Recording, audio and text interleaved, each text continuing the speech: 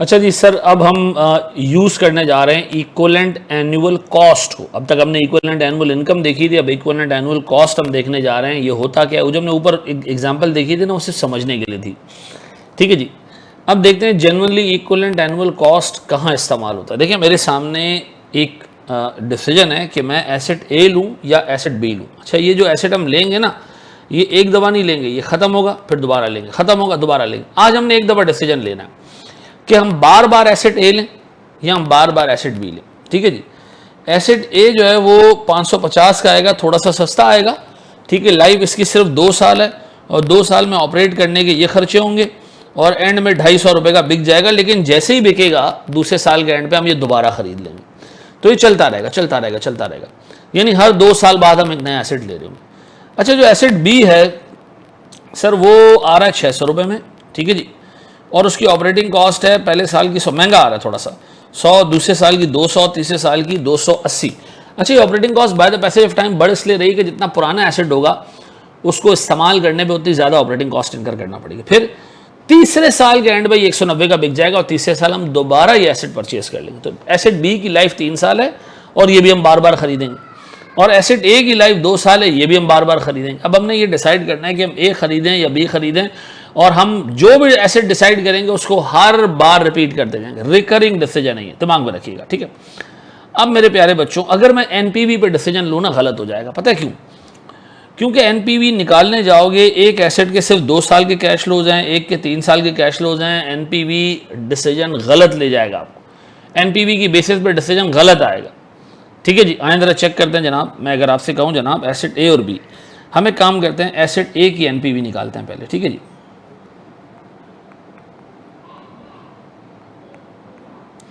Sir इधर चूंकि हमारे पास इनफ्लोज नहीं है, आउटफ्लोज ही आउटफ्लोज हैं, तो एनपीवी नेगेटिव में आएगी। ठीक है जी। और जितनी छोटी एनपीवी नेगेटिव में होगी उतनी बेहतर है। ठीक है, क्योंकि हमने इनफ्लोज कंसिडर ही नहीं किया यहाँ पे। ठीक है, बताएं सर, मेरे पास ईयर 0 है,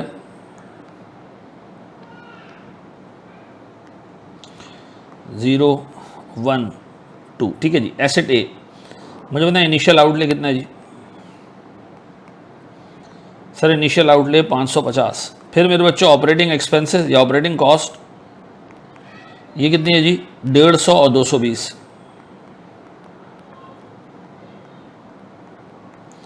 फिर मेरे पास सर रेजिडुअल वैल्यू कितने की भैया? रेजिडुअल वैल्यू सर 250 रुपये की। ये टोटल जो है ना मेरे पास इस पर्टिकुलर एसेट का हिसाब किताब है। ठीक है जी। अगर मैं आपसे कहूँ सर मेरे पास 550, सर 150, और अगर मैं यहाँ देखूँ तो मेरे पास 30 रुपये का पॉजिटिव कैश फ्लो आ रहा है। ऐसा मैं इसकी प्रेजेंट वैल्यू निकाल रहा हूँ, गौर से देखिएगा मेरे बच्चों, इसकी मैं प्रेजेंट वैल्यू निकाल रहा हूँ मेरे बच्चों 10% पे। 10% क्या है जी? 10% कॉस्ट ऑफ कैपिटल होगा। सवाल में दिया हुआ होगा, सवाल में नहीं दिया, मैंने दे दिया आपको। अब अज्यूम कर लो कि जी यही है 550। सर मेरे पास 150 की present value, sir 150 divided by 1.1, ये आता है मेरे बच्चों मेरे पास 136.36, और सर ये नेगेटिव में ये भी। ठीक है जी। 30 रुपया पॉजिटिव है, 1.1 और 1.1, ये आता है मेरे बच्चों मेरे पास 24.79 पॉजिटिव। तो अगर मैं एनपीवी निकालूं इसकी, तो एनपीवी आती है नेगेटिव 550 माइनस 136.36 प्लस 24.79, ये आता है मेरे बच्चों मेरे पास 661.57 नेगेटिव नेगेटिव नेगेटिव। अच्छा, ये नहीं सोचना कि नेगेटिव है तो हम नहीं अंडरटेक कर रहे हैं। नहीं भैया, हमने सिर्फ एसेट की कॉस्ट पर डिसीजन लेना है। यहां हमारे पास और कोई इन्फॉर्मेशन नहीं है। ऑब्वियस सी बात है, ये एसेट हमें इन्फ्लो जनरेट करके देगा जो इस सवाल में नहीं गिवन है। हमने डिसीजन ये लेना है कि ए लें या बी ले। हमने ये डिसीजन नहीं लिया कि कौन सा एसेट खरीदना है, नहीं, ये खरीदना ना खरीदने का डिसीजन नहीं है। हम ये डिसाइड कर चुके हैं दोनों में से एक एसेट खरीदना है।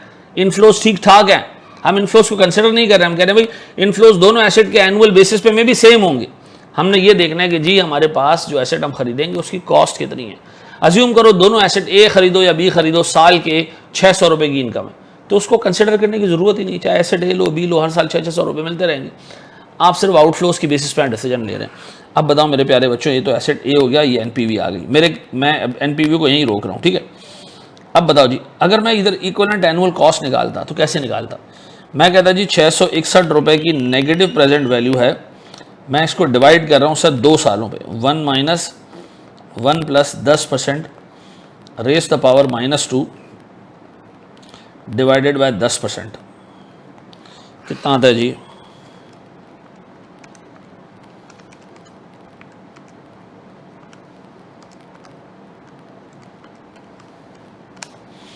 यह आता है मेरे बच्चों 381.1। इसका मतलब है भैया 2 साल एसेट एक खरीदने की मिसाल ऐसा है कि कंपनी हर साल 381 रुपया पे करे पे करे पे करे पे करे।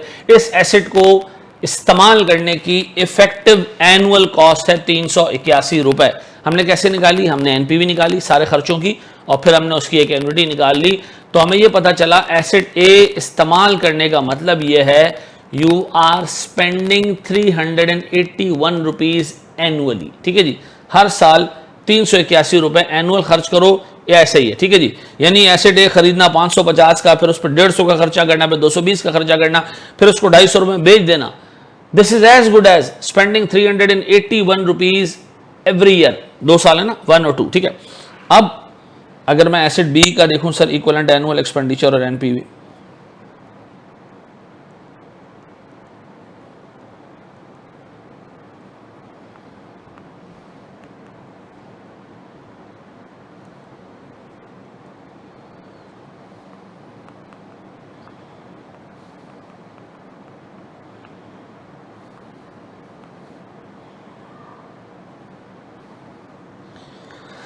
मेरे बच्चों फिर वही हिसाब किताब, ईयर 0, 1, 2 और 3। अब एसेट बी में 3 साल हैं, इनिशियल आउटले कितना जी? 600 है ना? यस सर, 100, 200 और 280।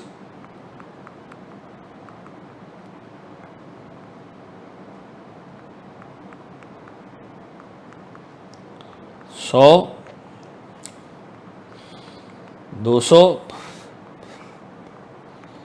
280, फिर रेजुल वैल्यू 190,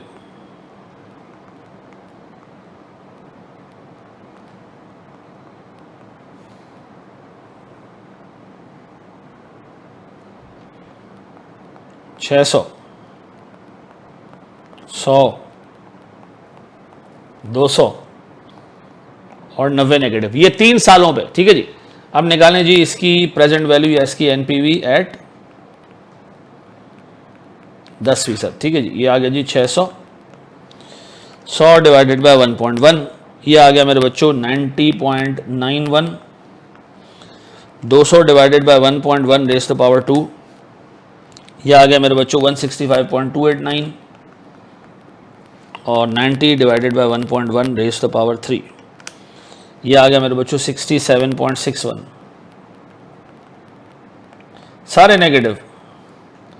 सारे नेगेटिव ऐड अप करें सर इसको,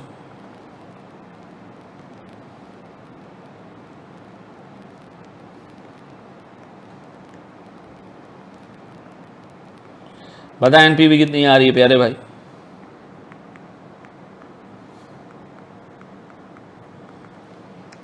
-600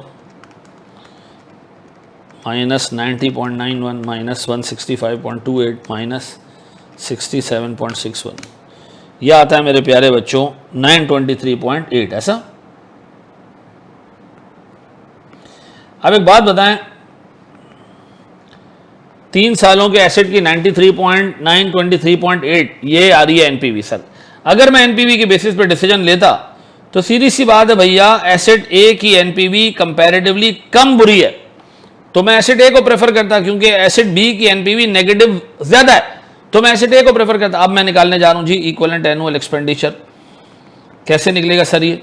sir 923.8 divided by 1 minus 1 plus 10% raise the power -3 divided by 10%। ऐसा?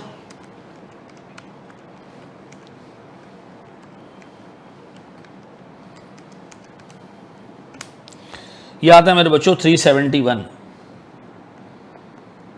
अब मेरा एक सवाल है सर आपसे, मैं कह रहा हूं एसेट ए खरीदोगे 381 रुपए सालाना पे करोगे, इसकी मिसाल ऐसे ही है।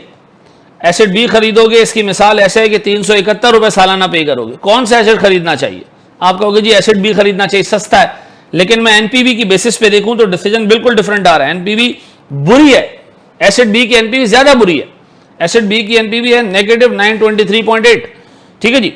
तो मुझे बताएं सर, आपको कैसे पता चला कि इधर एनपीवी पे डिसीजन नहीं लेना? सर दोनों की लाइफ डिफरेंट है। ठीक है जी। एक की जो है वो 923 आ रही है नेगेटिव, क्योंकि उसमें ज्यादा सालों के नेगेटिव कैश फ्लोज है, और दूसरे में जो है वो सिर्फ दो। ये डिसीजन आपने क्या वन टाइम लेना है या रिकरिंग डिसीजन है? सर एक दफा हम डिसाइड कर लेंगे, फिर हम बार बार ये एसेट खरीदते रहेंगे। अब हमने डिसाइड कर लिया ना एसेट ए खरीदना है, सॉरी एसेट बी खरीदना है। बताओ हम क्या करेंगे? अब एसेट बी खरीदेंगे, 3 साल चलाएंगे, फिर एसेट बी खरीदेंगे, फिर 3 साल चलाएंगे, फिर बी खरीदेंगे, फिर 3 साल चलाएंगे। तो याद रखना इक्विवेलेंट एनुअल एक्सपेंडिचर कहां आता है, कहां कैलकुलेट किया जाता है? जब आप एक रिकरिंग नेचर का डिसीजन ले रहे हो और आपके पास जो 2 ऑप्शन हो उनमें लाइफ डिफरेंट हो। आप एक रिकरिंग नेचर का डिसीजन ले रहे हो और जो 2 ऑप्शन हो उनमें लाइफ डिफरेंट हो। फिर रिपीट कर रहा हूं, आप एक रिकरिंग नेचर का डिसीजन ले रहे हो और उनमें जो 2 ऑप्शन हो उनकी लाइफ क्या डिफरेंट हो। एसेट ए और एसेट बी, 2 एसेट थे, रिकरिंग नेचर का डिसीजन, बार बार ये एसेट खरीदना पड़ेगा, बार बार खरीदना पड़ेगा। ठीक है जी। ऑपरेशन तो परपेचुइटी में चलेंगे, बार बार खरीदना पड़ेगा। तो सर इक्विवेलेंट एनुअल एक्सपेंडिचर कैसे निकालेंगे हम? सर फिर हम निकालेंगे ऐसे कि हम अज्यूम करेंगे कि जी हमने एसेट खरीदा एक दफा, उसकी एनपीवी निकाली, ईए निकाल लिया, इक्विवेलेंट एनुअल एक्सपेंडिचर। उससे हमें पता चला जी कि एसेट ए खरीदना और इस्तेमाल करके बेच देना would result in what? Payment of 381 rupees per annum, और this would result in 371 rupees per annum। तो कौन सा बेहतर? सर हमारे पास ऑप्शन बी यानी एसेट बी बेहतर। फिर रिपीट कर दूं सर, कब डिसाइड करोगे, कब जो है वो ये इक्विवेलेंट एनुअल एक्सपेंडिचर कब यूज करोगे? EAE is used when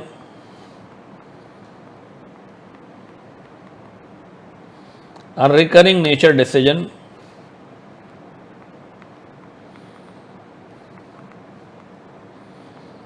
is made and options have different lives। ठीक है जी।